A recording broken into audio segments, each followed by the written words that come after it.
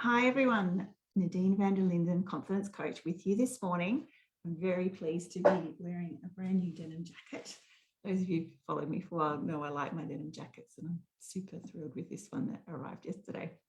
Today I'm coming on to talk to you about who not to take advice from when you're ready for growth, when you're ready to expand, when you're ready to start something new in private practice.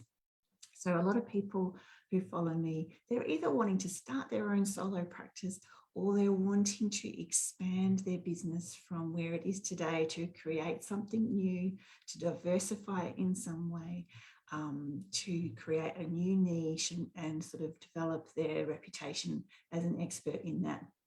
And one of the things that's quite unfortunate for us therapists is we are surrounded by people who are not great to take advice from when we're expanding into something new, when we're trying to grow a business, when we're trying to make more money or make money in a different way.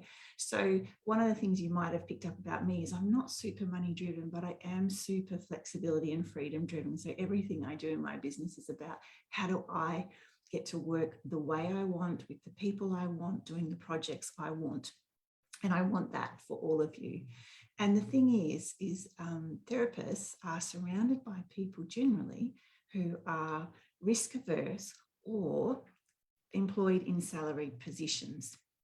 So very few of us come from backgrounds where people run businesses, or many of our friends are in safe employed positions.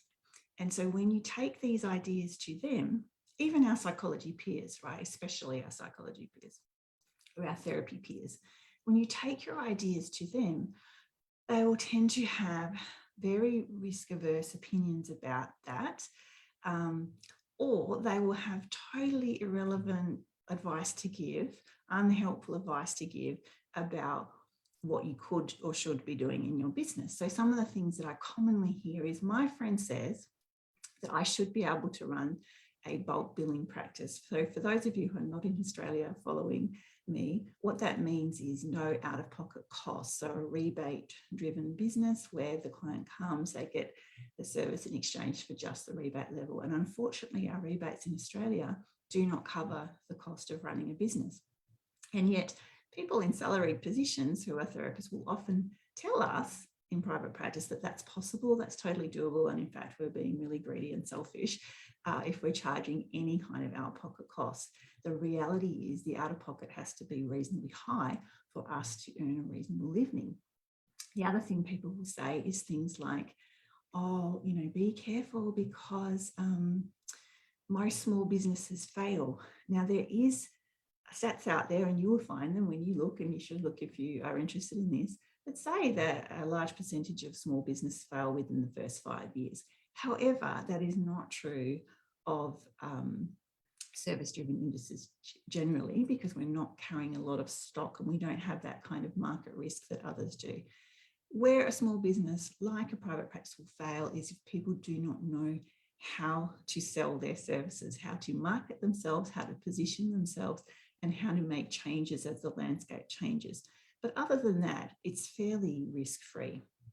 So getting advice about all of that is really, really important. And again, getting it from the right people.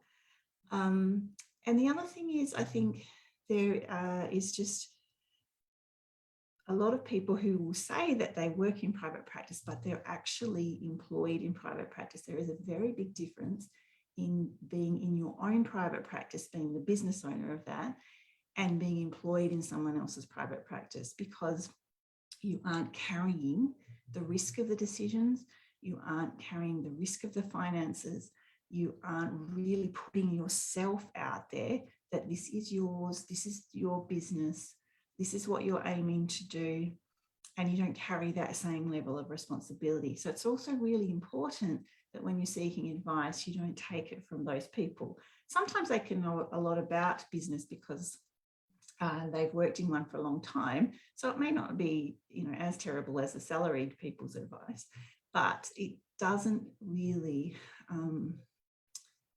there's no understanding of the risks and the responsibilities that are needed to require that flexibility and freedom and the financial success, if that's what you're really wanting to. Of course, I will say having some level of financial success is usually really important to get that flexibility and freedom. But earning $1 million is not necessarily the goal for people like me. It's really about being able to work how we want, in the way we want, when we want, with the people we want, with the projects and the topics that we want. So that's it for me today. I hope you've enjoyed the live.